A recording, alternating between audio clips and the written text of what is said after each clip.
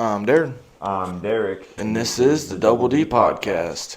Today, we had the honor of interviewing Battle on the Border Hall of Famer, Iron Man, Con Man, Rob Conway. Yes. This was the interview. I have not been super nervous for an interview in a long time. Little inside knowledge here. I usually get a little nervous when we do interviews because it's an interview. So I always get a little nervous. This one I was pretty nervous about. But you know what? I think it went well. Hope it went well. Hope you guys enjoy it. I feel like it went pretty well. March 25th coming up this Saturday. Probably by the time this is uploaded, it'll be next week.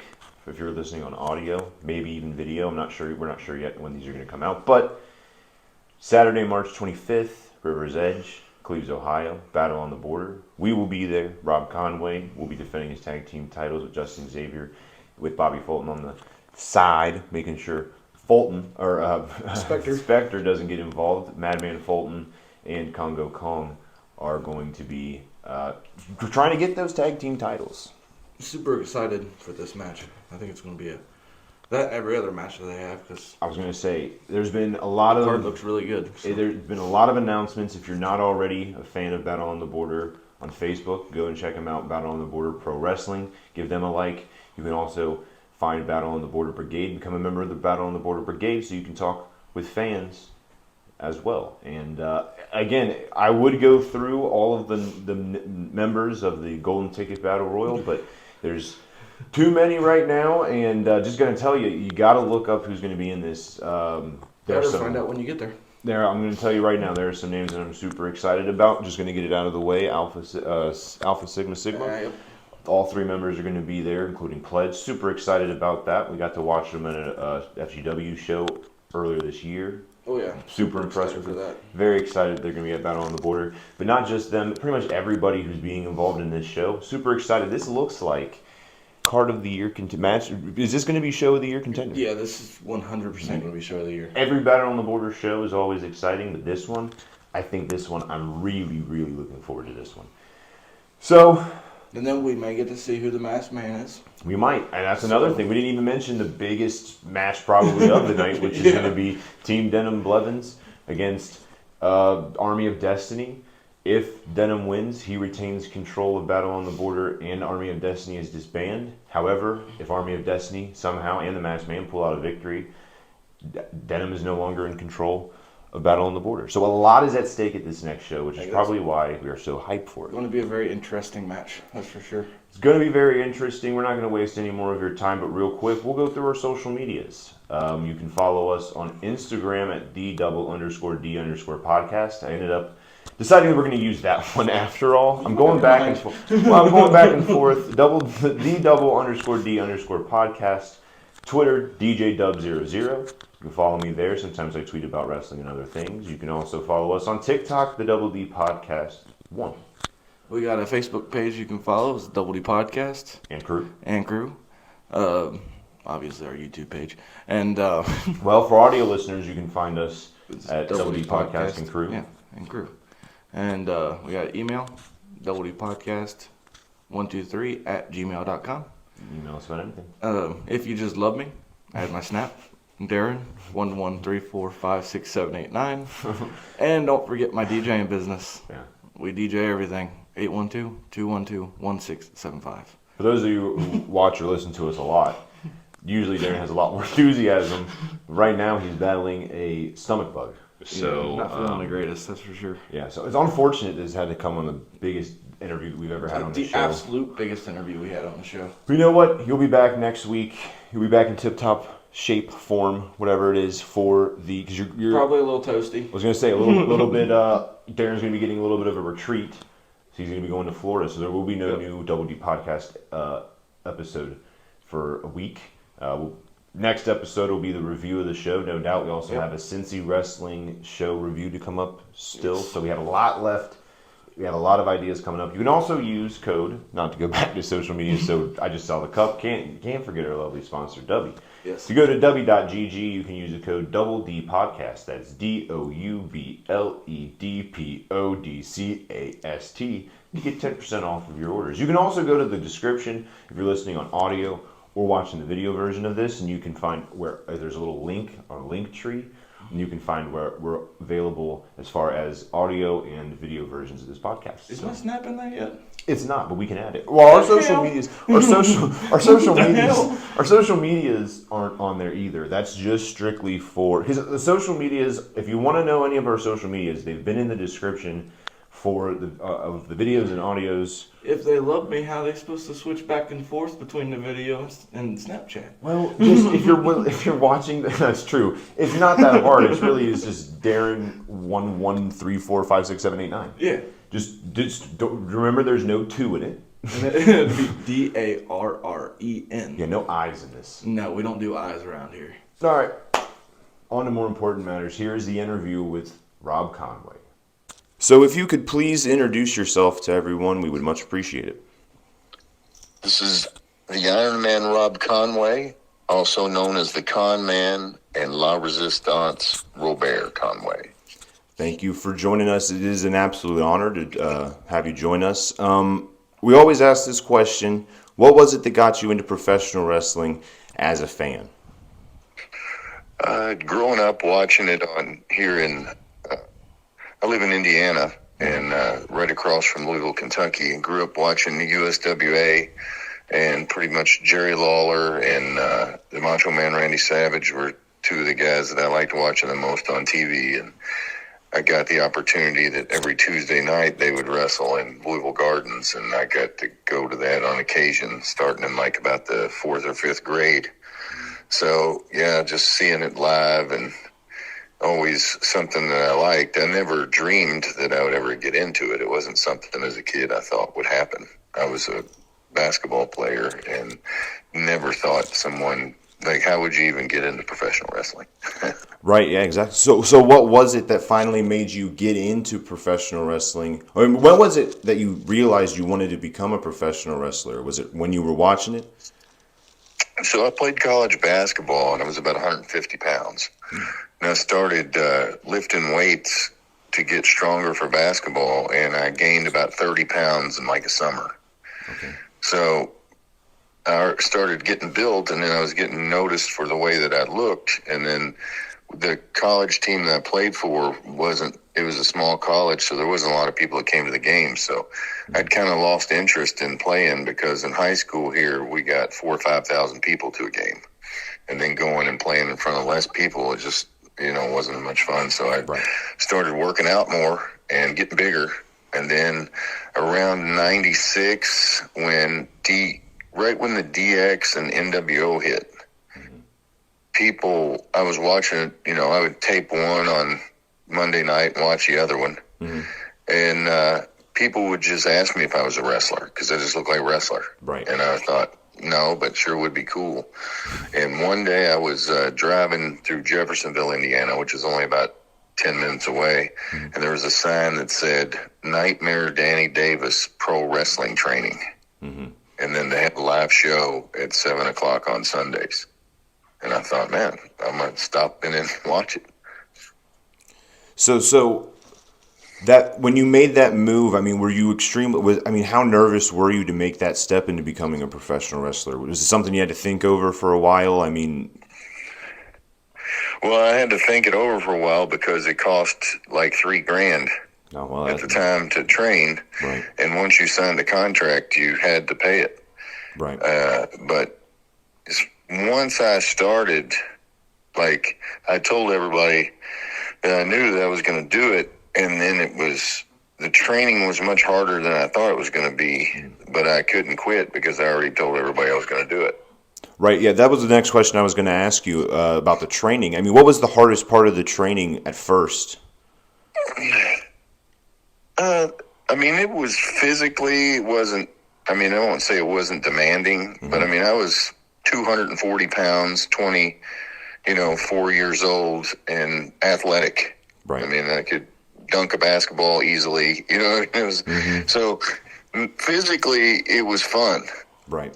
What was harder was mentally. The